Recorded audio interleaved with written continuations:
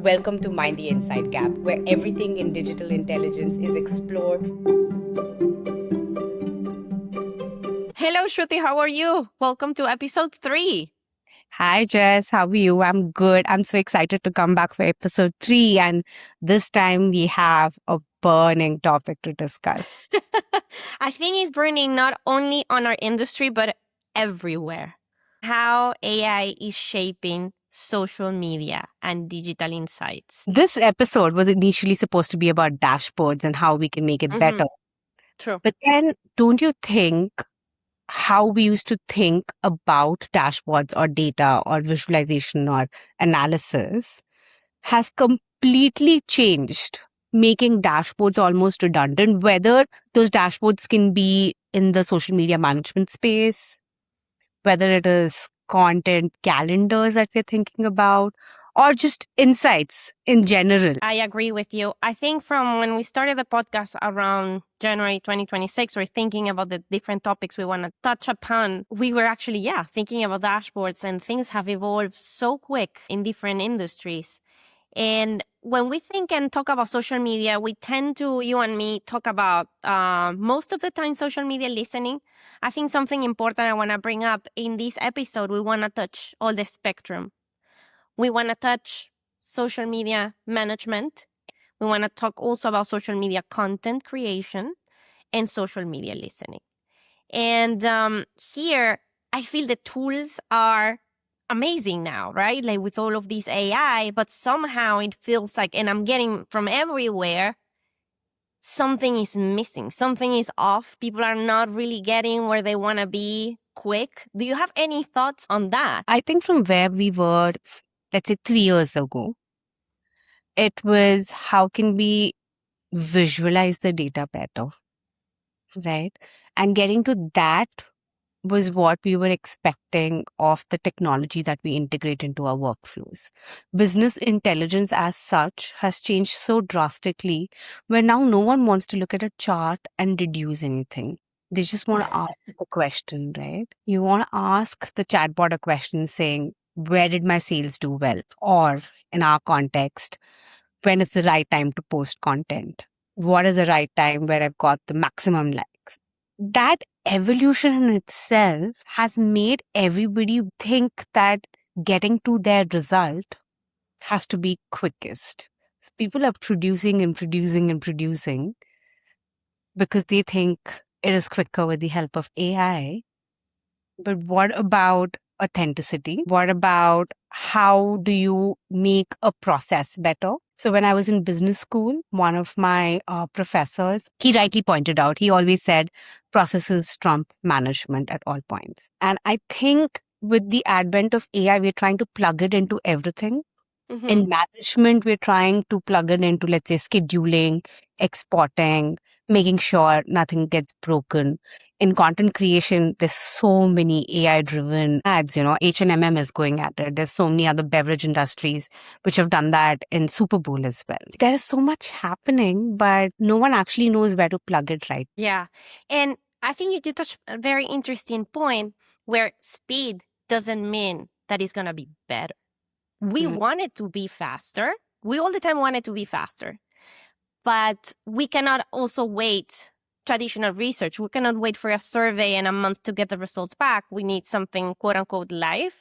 And we think the AI is going to help us, which it has been helping us. And when you think about the journey people have been through, right? When you are in a marketing team or you are even in an insights team, you had a variety of tools, but everybody knew what each tool was doing. So some tool that schedules the post, that gives you maybe some advice on when to post, when was more optimal. And then you have a creative team, Canva, like people brainstorming what to do. And then you have the social listening. So you were listening what people were saying. And even if it was fragmented, it was clear, quote unquote. But now all of these tools are intersecting each other with AI, and even the task and the people, I think they're all intersecting with each other. So today, one of the things that I would love for us to talk about is not only what the role AI is playing or was playing before, what it's doing now, what is our take, linear experience, what we have seen with different clients and agencies, but also where are we going and what we have to do to stay in the industry, be relevant across these three, let's say, branches or sections. I don't know if even these sections will be relevant in the future, but for our sake and the sake of this episode, let's keep them separate that way. Let's start with social media management. What are your thoughts on this specific part of or layer of social media? I think the management aspect has been evolving from being a very manual process to being a scheduled process by other tools to now being able to get insights on how you can manage your content better. Which platform will give you the better ROI, summarization of, let's say, what you've already done so that you don't repeat yourself. Content strategy as such has really evolved in the management space altogether. Don't you think so?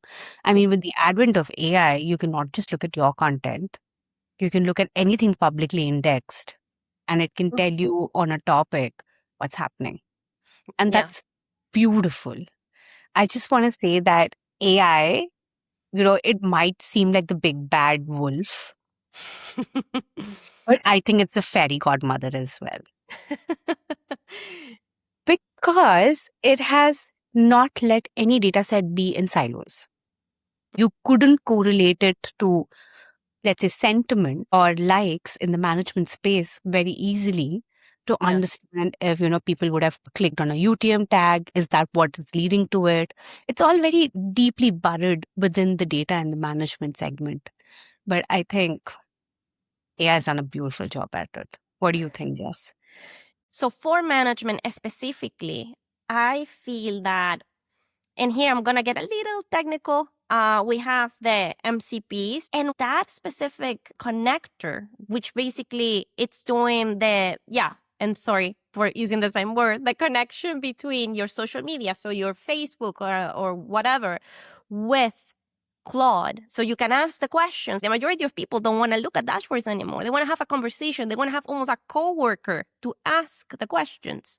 So that MCP in this space, the management space, it's being built so you can actually ask Claude to schedule your post. You can ask Claude what is the best time. So you don't have to get into the tool. The tools in this space are struggling a little bit because of it. And just now, I think as of Q1 at some point, Facebook released MCP.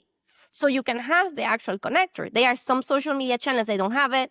So you have to have both things functioning. But if you are in the maturity, let's say high maturity, this is where things are going, where the management of your social media, it's going to go through these LLMs. And something I wanted to add is, since we are talking about how to survive or what you need to know, in my view, when we think about AI, there are two types or two extremes of jobs that are going to survive. The very technical, so the people that know about the connectors, the people that understand all of this tech side very, very well, and the kind of strategic, cultural relevant person.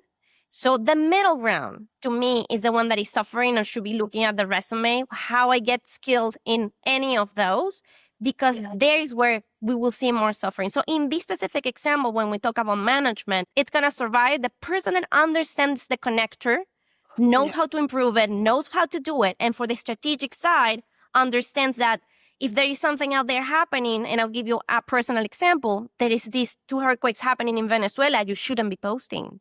We are in mourning. It doesn't matter what fits your brand or doesn't fit. You have to understand. And that's the cultural relevant space of the strategies versus you have this technical person. So that's my take on this space. I think the connector in the AI is going to be the infrastructure. It's going to be invisible and you won't need the tool.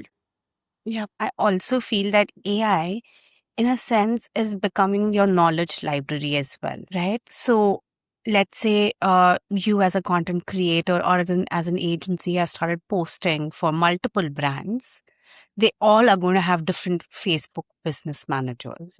If Meta allows you to probably connect these agents to it, you can actually have it all consolidated within one, which is what all of these tools are trying to do. Yeah. Right? And then the AI then tells you what mistakes or what positives you're doing so that you can inform yourself better. I think that's where the link is missing. We are looking for an answer from the AI, where AI is only enabling us to get to that answer quicker. Pivoting now to the second bucket that we had, which is content creation. How cool is it that content creation now has come like a full circle where you can just make it prompt. I mean, from writing a script to actually helping you edit it or not needing you at all, right? To be in the frame. I mean, how cool is that? But it's also a double-edged sword, because I feel if consumers know you're using AI, don't trust you so much. I think it has changed a little bit. So it can be helping you, AI, but in the actual creation of the final output, I think they had recently a backlash with McDonald's here in Europe, in Netherlands, where they actually had to say, yes, this is a good learning for us. It can be part of the, let's say, the process, but at the end of the delivery, we want to see the human. We have been trained, I think it's so much like overexposure to recognize when things are AI. And when things are AI, a lot of people are creating this rejection of, oh, you don't think I'm worth the time for you to even think about it a little bit more? Like, why a machine has to tell me something? I want to talk to a person. I want a brand that has people behind it. How you feel about that? I think you're right. But I also feel demographic wise, I think it's the millennials, the boomers actually wanting more human connection. I don't know about Gen Z and Gen Alpha at this point. I was reading, some research about this as to how are consumers looking at your AI driven content and how well they are kind of like responding to it. I still haven't found a research where it says that how demographics respond differently to it.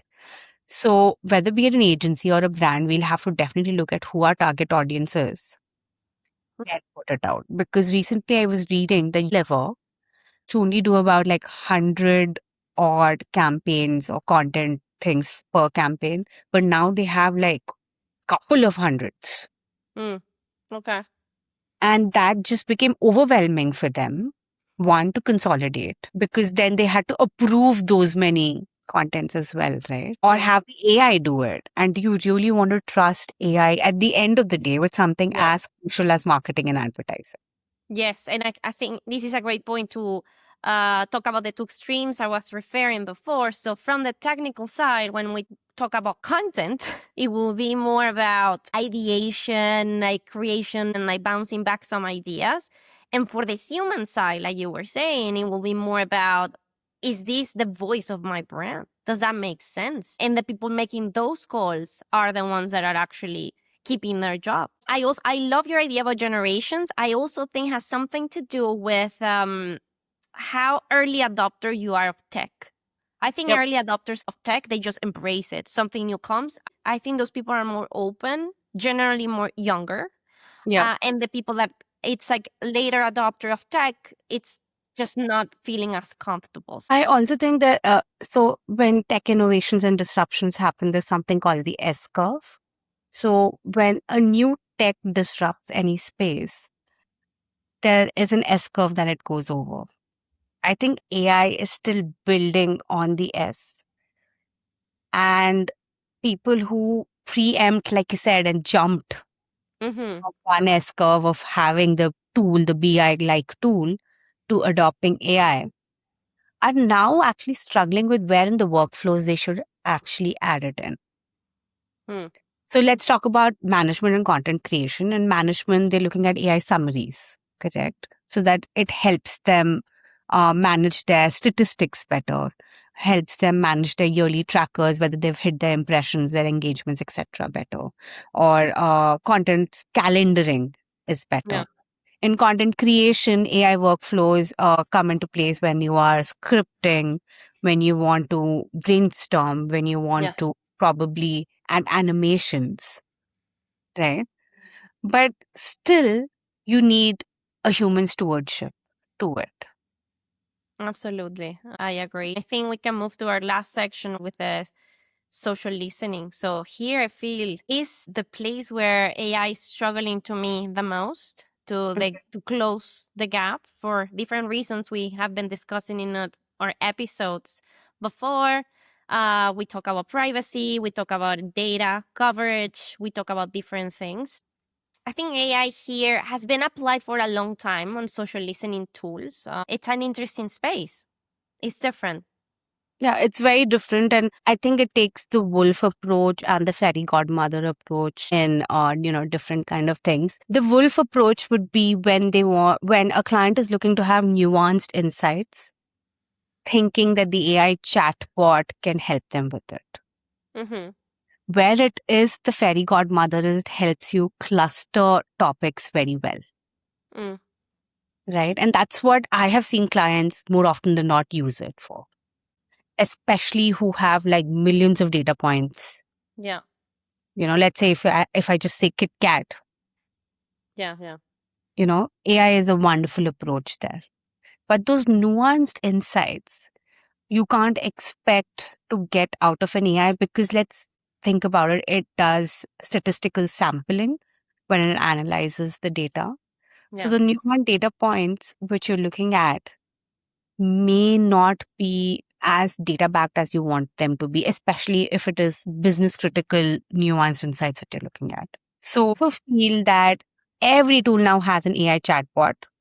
And I was reading a research paper today by Qualtrics, and they had a very interesting take on it, Jess. They said that your ChatGPT, your Claude, etc. are great, but are they really market research and consumer research oriented bots or tools that you can use? No, they aren't. So, which begs to differ why every tool builds their own chatbot. Yeah. So every client I've met with says, like, why don't we just use ChatGPT? Why do we need a social listening tool? Because every ChatGPT's version will not be research oriented. There are tweaks that every company does to their chatbot to make it research oriented, trains them with the data set, helps them understand more context of the kind of, data that comes up. So I think it's beautiful what social listening is doing with it, but yet we are struggling because I think social listening as a word in itself is losing relevance with AI coming into the picture because it's more about brand visibility right Yes. now.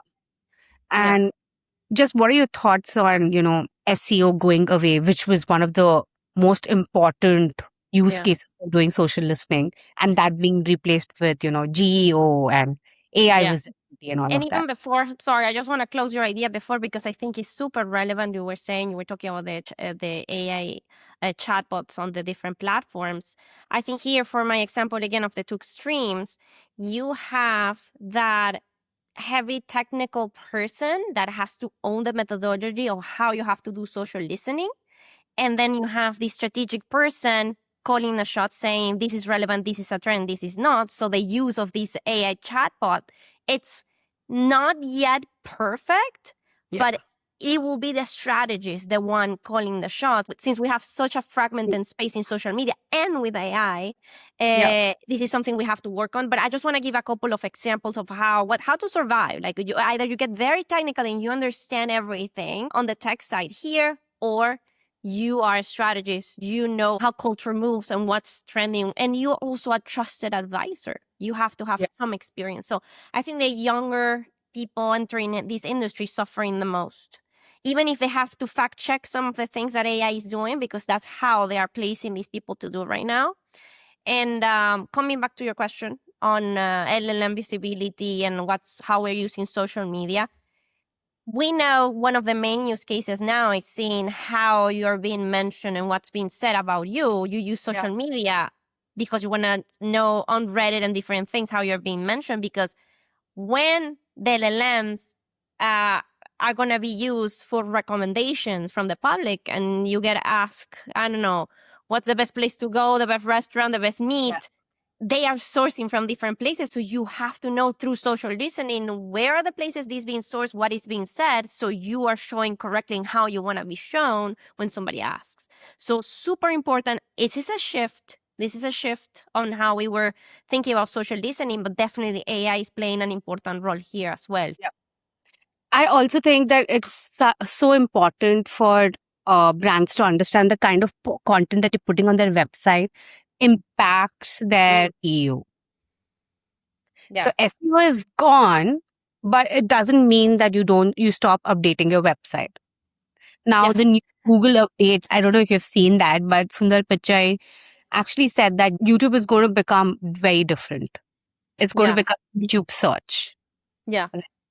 And that opens up a market of visibility for brands, which is insane. And I'm not only talking about the B2C customers, I'm also talking about the B2B customers. And both of us have worked with clients and agencies whose sole motto with, digital insights is how can I make my brand more visible? Yes. Right. And I think that the godmother route that you're taking, I would want to, divide it into 3 fairy godmothers. So you have the Flora godmother, which is what AI does really well, which is audio to text. So that covers the podcasts.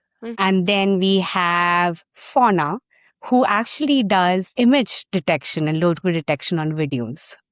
I think AI's algos and whatever you train the AI for. I'm not a technical person, but I do understand these use cases well. It does that beautifully, which makes some of the recent tools that have come up in the market, which are AI driven solely, they do it really well. They don't need a keyword driven approach. You can just give them a logo and it doesn't need to be part of your caption or any text or a video title. You can just have the logo hovering around in your video and it would pick it up.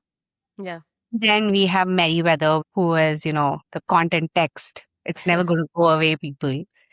Most of your rich consumer insights in the godmother space are going to come from the text approach, which is Reddit at this point. However, you have the big bad wolf who's telling you that you cannot consolidate all of these insights, put it into Claude and say, give me insights. And I will tell you a bonus hack. I've been doing this.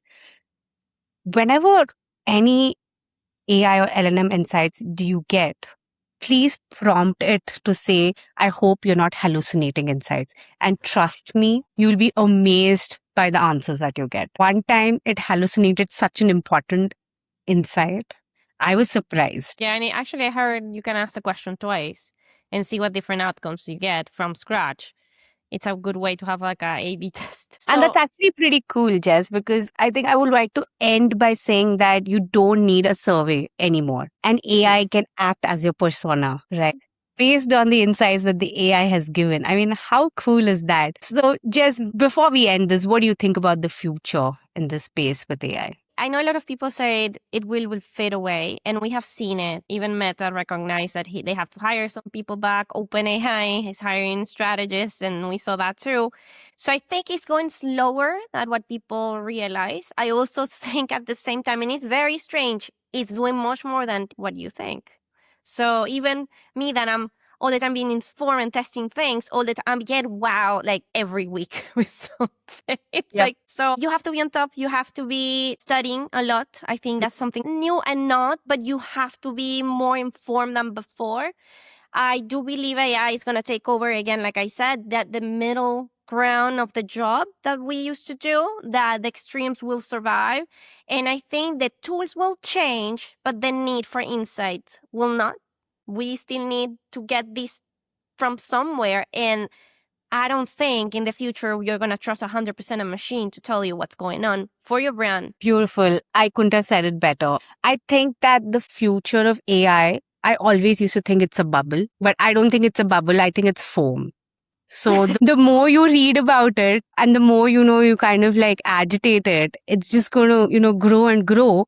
Something really beautiful if that's what we want. Now, if anybody is listening to us and has some answers, you can plug it into the comment section. And do not forget to like, share, and subscribe. Jess and I love having these conversations and we would love the motivation from you as well. Yes, thank you so much for listening to us and have a nice day, Shruti. Always a pleasure talking to you. Likewise, Jess. Have a great day.